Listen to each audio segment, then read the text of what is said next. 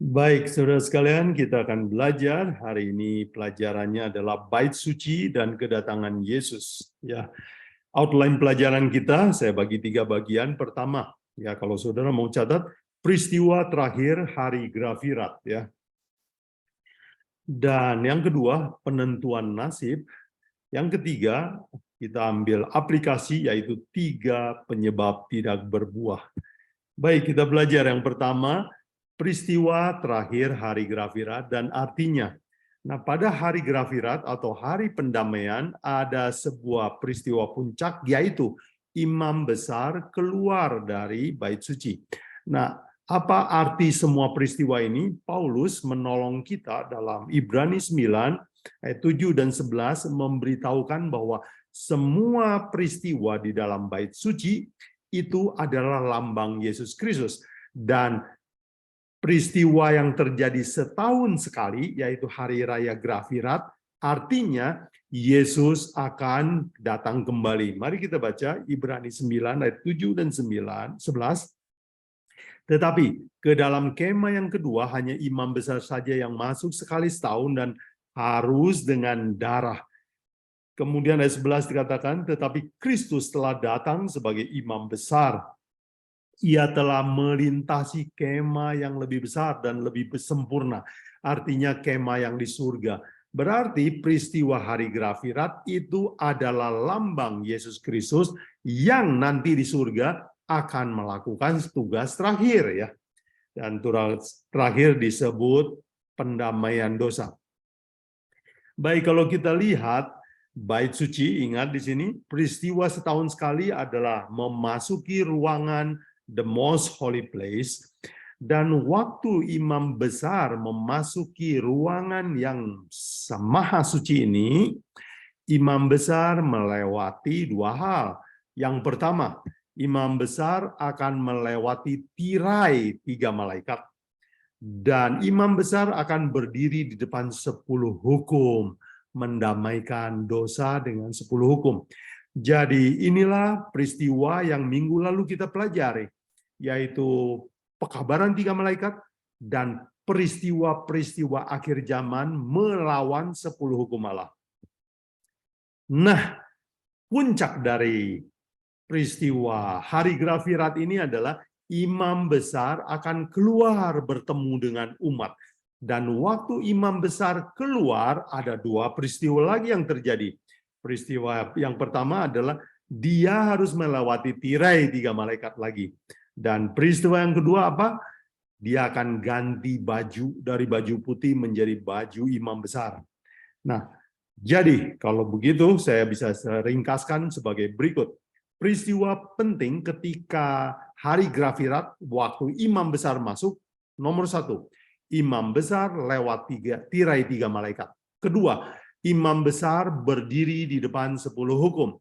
Dan apa artinya? Minggu lalu sudah kita pelajari, yaitu bait suci dan peristiwa-peristiwa akhir zaman. Nah, hari ini kita akan pelajari bagian yang kedua ini, yaitu peristiwa penting ketika imam besar keluar. 2 peristiwa itu adalah imam besar lewat tirai 3 malaikat. Yang kedua, imam besar ganti baju dan bertemu dengan umatnya. Jadi sudah lihat bahwa 2 peristiwa penting inilah yang akan kita pelajari pada hari ini. Baik, yang pertama, apa arti 2 peristiwa ini? Imam besar lewat tirai 3 malaikat yang kedua kali, yaitu keluar lagi, ya. Mari kita baca peristiwa ini dicatat di dalam Imamat 16 ayat 17 dan 18, ya. Seorang pun tidak boleh hadir di dalam kemah pertemuan bila Harun masuk untuk mengadakan pendamaian di tempat kudus sampai ia keluar setelah mengadakan pendamaian. Jadi setelah dia mengadakan pendamaian, dia harus keluar, kan? Ayat 18. Kemudian haruslah ia pergi keluar dan seterusnya. Jadi pada hari Grafirat, imam besar akan masuk lewat tirai 3 malaikat dan keluar lagi lewat tirai 3 malaikat. Nah, saudara sekalian, ini semua adalah simbol. Simbol apa, saudara sekalian? Apa artinya? Mengapa 2 kali lewat ya? Masuk 3 malaikat, keluar 3 malaikat. Apa artinya? Nah, saudara sekalian, rupanya melewati 3 malaikat 2 kali itu artinya pekabaran 3 malaikat akan diulangi, akan terjadi 2 kali. Di dalam Wahyu, dan polanya dicatat dalam Wahyu 14 dan Wahyu 18 ya. Wahyu 14 adalah catatan sebelum kedatangan Yesus, Wahyu 18 juga adalah catatan sebelum Wahyu 19 yaitu kedatangan Yesus. Kalau begitu, pekabaran 3 malaikat memang adalah pekabaran sebelum Yesus datang ya. Dicatat dalam Wahyu 14 ayat 6 sampai 13 dibilang, malaikat ke-1, takutlah akan Allah dan muliakan Dia. Malaikat kedua bilang, Babel sudah rubuh, sudah rubuh. Malaikat ketiga bilang, jangan terima tanda binatang di dahi dan di tangan. Dan ternyata di dalam Wahyu 18 ayat 1 sampai 2 itu diulang lagi pekabaran ini. Sudah bisa lihat di dalam, khususnya di ayat 2 ya. Saya kasih warna pink itu sama ya, artinya pengulangan. Di Wahyu 18 ayat 1, mari kita baca. Kemudian daripada itu aku melihat seorang malaikat lain turun dari surga yang mempunyai kekuasaan yang besar dan bumi menjadi terang oleh kemuliaannya. Dan dia berseru dengan kuat katanya, sudah rubuh Babel. Jadi pekabaran 3 malaikat diulang 2 kali ya. Jadi itu adalah lambang dari apa yang kita tadi sudah pelajari, bahwa semua peristiwa ini dilambangkan di dalam bait suci dan diulangi lagi dalam kitab Wahyu. Itu sebabnya saudara sekalian, untuk mengerti kitab Wahyu, satu-satunya cara adalah kita belajar bait suci. Dan kapan peristiwa pengulangan malaikat ini terjadi? Pekabaran 3 malaikat ini terjadi. Itu dicatat di dalam Wahyu 18 ayat 3, yaitu ketika semua sepakat melawan hukum Allah. Mari kita baca. Karena semua bangsa. Nah, saudara perhatikan kata semua ya. Jadi pekabaran 3 malaikat ini rupanya gradual, bertahap.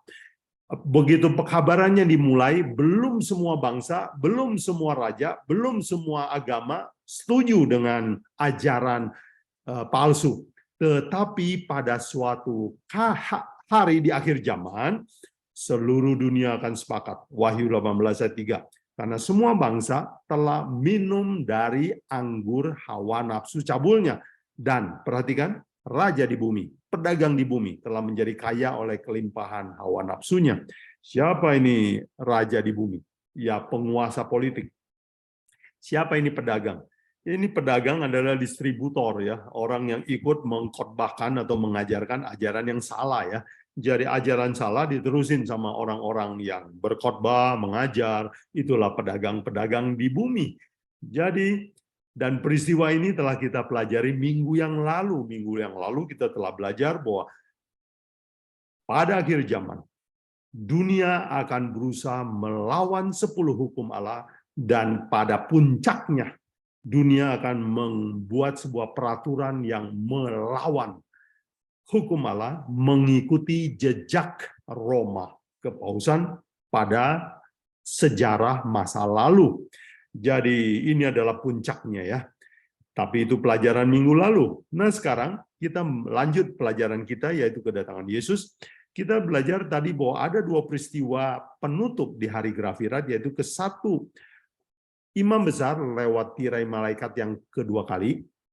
Peristiwa yang kedua adalah apa? Imam besar ganti baju ya.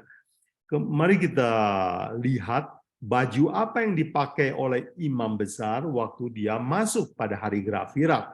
Menurut catatan Imamat 16 ayat 4, waktu dia masuk ia harus mengenakan kemeja lenan yang kudus.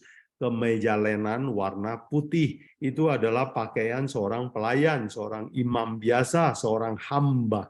Jadi imam besar masuk pakai baju hamba. Nah, sudah perhatikan peristiwa yang penting dicatat di dalam Wahyu Imamat 16 ayat 23 dikatakan, dan sesudah itu Harun harus masuk ke dalam kemah pertemuan dan menanggalkan pakaian lenan yang dikenakannya ketika ia masuk ke dalam tempat kudus dan harus meninggalkannya di sana, ganti dengan pakaian sendiri, yaitu pakaian imam besar. Nah, kalau saudara ikut pelajaran pertama, saya menjelaskan bahwa pakaian imam besar adalah pakaian raja. Warnanya adalah warna royal, warna kerajaan, ya, biru, terus permata-permata, baju yang indah sekali, pekerjaan sulaman yang sangat cantik. Dan ini adalah pakaian kebesaran. Dengan kata lain, pakaian imam besar adalah pakaian seorang raja, pakaian putih adalah pakaian seorang hamba. Jadi di dalam peristiwa Grafirat ini ada sebuah peristiwa penting, yaitu imam besar masuk sebagai hamba dan akan keluar sebagai raja. Dan kita tahu bahwa ini adalah melambangkan Yesus Kristus, bukan? Mari kita belajar apa arti imam besar ganti baju.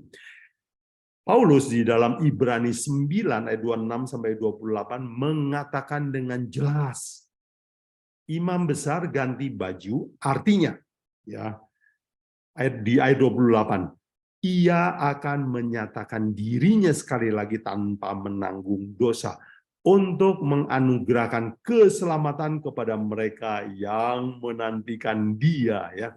Ya, minggu lalu kita sudah belajar juga bahwa Ibrani 9 ayat 26 dikatakan pada zaman akhir menghapus dosa. Ini adalah hari Grafirat di surga, di mana semua manusia akan dihakimi, ayat 27, ya. Dan setelah pekerjaan penghapusan dosa atau penghakiman ini selesai, Paulus bilang Yesus akan datang lagi ke bumi. Kalau begitu, imam besar ganti baju artinya Yesus akan datang kembali ke bumi, menjemput semua orang yang menantikan dia. Baik, inilah pola yang diberikan oleh Bait Suci, dan ini juga pola yang diikuti oleh kitab Wahyu, ya. Saudara perhatikan bahwa di dalam kitab Wahyu, pekabaran 3 malaikat kemudian diikuti dengan apa? Kedatangan Yesus yang kedua kali. Wahyu 14 ayat 14. Oh ya, Wahyu. Pekabaran 3 malaikat ada di Wahyu 14 ayat 6 sampai 13, dan setelah pekabaran 3 malaikat kedatangan Yesus. Mari kita lihat Wahyu 14 ayat 14. Dan aku melihat sesungguhnya ada suatu awan putih, dan di atas awan putih itu duduk seorang seperti anak manusia dengan sebuah mahkota emas di atas kepalanya dan sebilah sabit tajam di tangannya. Nah, saudara sekalian, pola yang diikuti oleh pola penulisan kitab Wahyu persis mengikuti pola Bait Suci, yaitu imam besar melewati tirai 3 malaikat, itu artinya pekabaran 3 malaikat. Dan imam besar ganti baju artinya Yesus akan datang kembali. Jadi sebagai rangkuman saudara sekalian, apa yang kita telah pelajari dari Bait Suci tentang kedatangan Yesus, yaitu setelah pergolakan akhir zaman, pelajaran minggu lalu, dunia akan segera berakhir. Dan peristiwa akhir dunia ini adalah ke-1, imam besar lewat tirai lagi, artinya akan ada pengurangan pekabaran 3 malaikat. Bila mana seluruh dunia kompak melawan atau menentang hukum Tuhan. Dan peristiwa yang kedua adalah imam besar ganti baju. Artinya, Yesus akan datang kembali sebagai raja.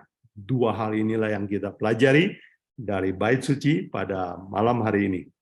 Nah, saudara sekalian, bagian kedua, mari kita belajar penentuan nasib, ya. Di hari pendamaian ini, nasib setiap manusia itu ditentukan. Mari kita lihat apa syarat untuk diselamatkan, ya. Imamat 16 ayat 31 dicatat demikian. Hari itu haruslah menjadi Sabat, hari perhentian penuh bagimu, dan kamu harus merendahkan diri dan berpuasa. Itulah ketetapan untuk selama-lamanya.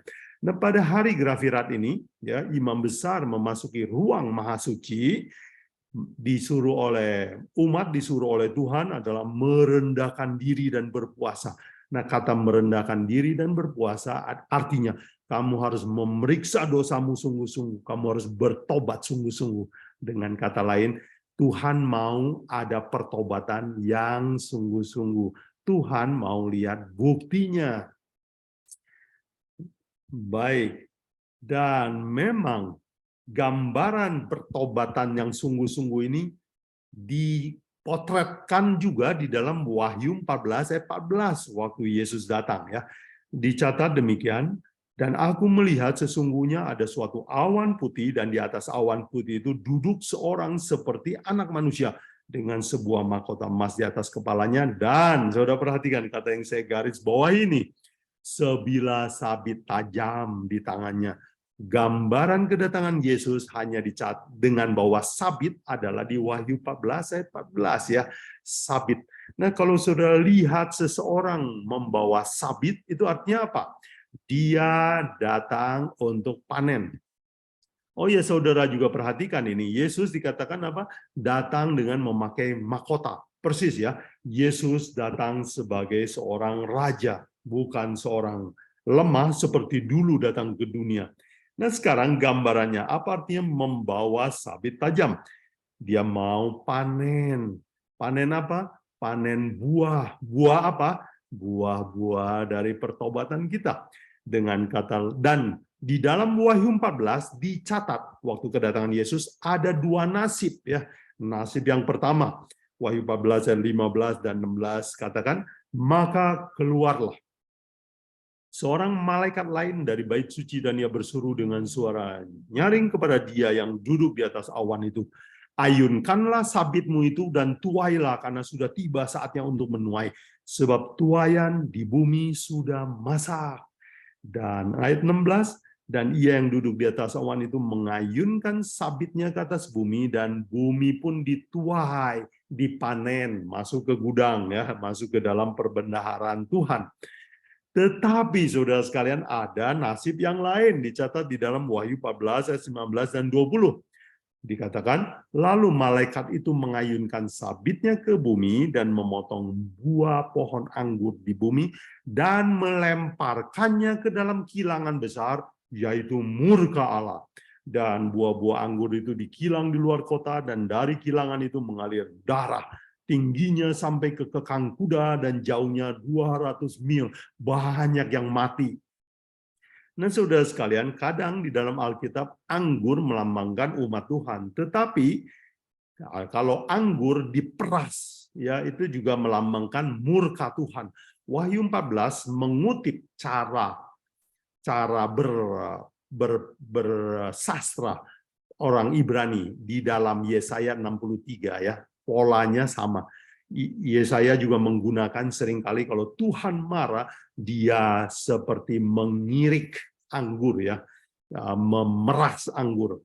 Jadi di dalam kedatangan Yesus yang kedua kali di Wahyu 14 dipotretkan ada dua potret. Satu potret baik, yaitu orang yang berbuah, orang yang matang, dituai, masuk perbendaharaan Tuhan. Tipe orang yang kedua adalah akan diambil seperti anggur, lalu diperas dan keluar darah, artinya dibunuh oleh Tuhan. Dua nasib. Bapak Ibu, saudara sekalian, sementara kita ke gereja, sementara kita belajar Alkitab, akan selalu ada dua kelompok manusia, yang nasibnya akan diselamatkan dan yang akan binasa. Ya, dua nasib ini juga dipotretkan di dalam Matius 24 ya, 24 ayat 31 mencatat orang yang selamat. Saya kutip, dan ia akan menyuruh keluar malaikatnya dan meniup sangkakala yang dahsyat bunyinya, dan mereka mengumpulkan orang pilihannya dari keempat penjuru bumi, dari ujung bumi yang satu ke ujung bumi yang lain. Yang mati maupun yang hidup, yang mati dibangkitkan, yang hidup dikumpulkan. Jadi inilah nasib yang pertama, selamat. Bagaimana kelompok yang kedua, yaitu binasa dan mereka meratap. Matius 24 ayat 30. Pada waktu itu akan tampak tanda anak manusia di langit, dan semua bangsa di bumi akan meratap, dan mereka akan melihat anak manusia datang di atas awan-awan di langit dengan segala kekuasaan dan kemuliaannya. Sudah perhatikan kata apa ini? Meratap, ya. Jadi kedatangan Yesus adalah kabar baik dan kabar buruk. Kabar baik bagi orang yang menantikan dia, kabar buruk bagi yang tidak bersiap. Kaget, meratap. Baik, jadi sebagai rangkuman saudara sekalian, di dalam peristiwa Grafirat juga disebutkan tentang penentuan nasib manusia, yaitu Yesus, dan artinya itu adalah Yesus akan datang kembali untuk mencari buah-buah pertobatan, buah-buah perubahan karakter setelah kita bilang bertobat. Nah, baik saudara sekalian, sekarang kita masuk ke bagian terakhir, yaitu aplikasi, ya. 3 penyebab tidak berbuah. Yesus ingin mengajarkan kepada murid-muridnya tentang Tuhan paling tunggu buah, ya. Dan tadi Yesus datang ke dunia ini dipotretkan membawa sabit, dan karena bicara tentang sabit, panen, buah, kita teringat akan sebuah perumpamaan dari Yesus, ya, perumpamaan penabur, ya. Yesus bilang ada di dalam Lukas 8, ada seorang penabur pergi keluar untuk menabur. Tabur di sana, tabur di sini. Yang pertama katanya apa? Benih itu jatuh di pinggir jalan. Kemudian sebagian jatuh di tanah yang berbatu-batu. Sebagian lagi jatuh di tengah semak duri. Apa artinya saudara sekalian ini? Yesus sedang memberikan perumpamaan. Kenapa ada benih yang berbuah, ada benih yang tidak berbuah atau berbuah sedikit. Dan 3 jenis tanah ini adalah 3 penyebab, 3 keterangan mengapa banyak orang Kristen walaupun mereka percaya Yesus tetapi tidak berbuah banyak. Yang pertama, apa artinya tanah benih jatuh di pinggir jalan? Itu artinya tidak mengerti firman Tuhan. Matius 13 ayat 19. Kepada setiap orang yang mendengar firman kerajaan sorga tetapi tidak mengertinya, datanglah si jahat merampasnya. Jadi apa artinya, apa penyebab pertama orang Kristen tidak berbuah? Tidak mengerti, tidak mau belajar, tidak mau tahu. Itulah orang Kristen jenis pertama, ya, penyebab pertama, tidak mau mengerti dan tidak mengerti. Apa penyebab kedua mengapa orang Kristen tidak berbuah? Banyak batu kecil, ya. Banyak tabiat-tabiat lama yang tidak mau dibuang, ya. Lukas 18 ayat 13 katakan, yang jatuh di tanah yang berbatu-batu ialah orang yang mendengar firman itu lalu menerima dengan gembira, tetapi mereka itu tidak berakar. Mereka percaya sebentar saja, dalam masa pencobaan mereka murtad, gampang murtad.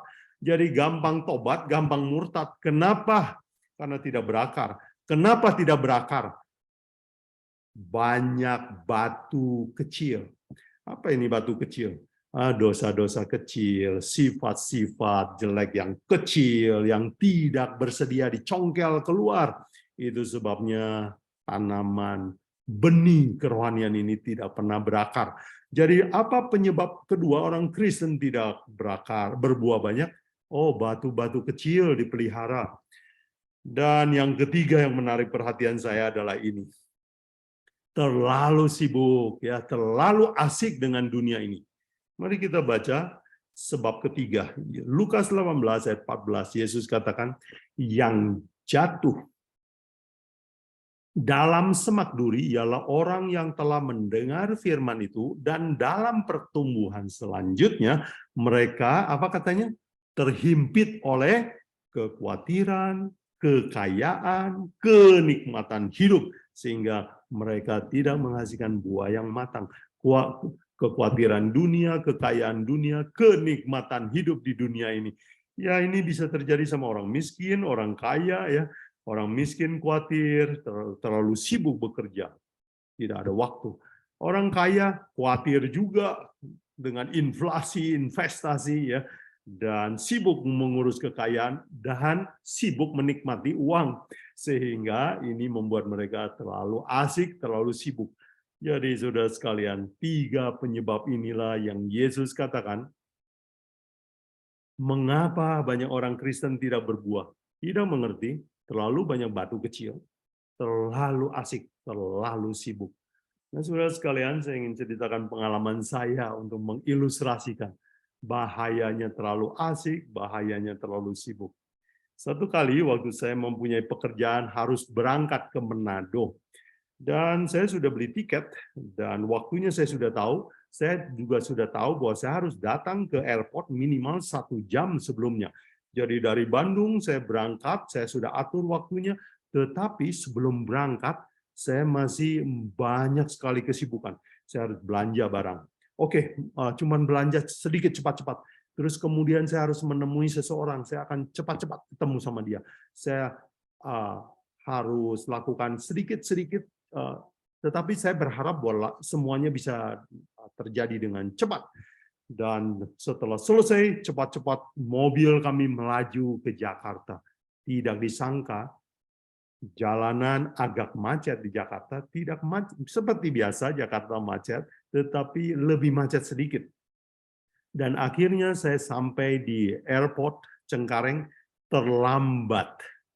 Ya, kata petugas, Bapak sudah terlambat dan tidak bisa masuk ke dalam pesawat. Tetapi saya lihat, itu Air Asia yang saya pesan masih ada di situ, belum terbang. Katanya, tapi pintu sudah tutup. Bapak nggak bisa naik lagi. Saya bilang, suruh tunggu, tolong, saya mau naik. Saya hanya beda beberapa menit, masa nggak boleh masuk? Dengan sangat tegas, petugas dan sopan, tegas dan sopan bilang sama saya, maaf Pak, Bapak terlambat, pintu sudah ditutup dan nggak bisa dibuka lagi. Akhirnya saya menyerah dan saya harus hanguskan tiket saya dan saya harus beli tiket lagi untuk terbang ke Manado. Kata mereka, pintu sudah tertutup. Saya merasa menyesal sekali kenapa saya terlalu sibuk. Kenapa saya tidak fokus saja untuk naik pesawat terbang. Saya ingat nasihat Yesus tentang menunggu kedatangan Yesus yang kedua kali.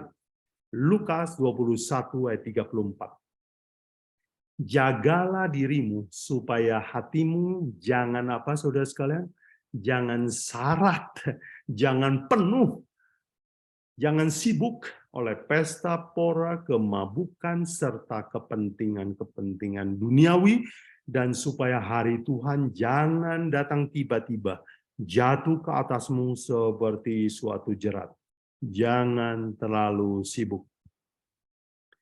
Ibrani 9 ayat 28 tentang peristiwa Yesus keluar dari bilik Mahasuci. Paulus katakan, Yesus akan datang menganugerahkan keselamatan kepada mereka yang menantikan Dia. Dan kata ini penting sekali, saudara sekalian. Mereka yang menunggu Yesus datang. Dan saudara sekalian, sudah lama kita dengar berita bahwa Yesus akan datang. Apakah saudara masih rindu? Apakah saudara masih mendoakan itu? Apakah saudara menjaga diri supaya jangan terlalu sibuk, setiap hari sediakan waktu untuk merenungkan firman Tuhan dan menantikan kedatangan Yesus? Sebagai ajakan saya yang terakhir, renungkan ini saudara sekalian. Apakah Anda masih berdoa? Bapa kami di surga, datanglah kerajaan-Mu di bumi seperti di surga. Saudara sekalian, saya berdoa semoga penantian kita, kerinduan kita untuk kedatangan Yesus kedua kali tetap membara di hati kita.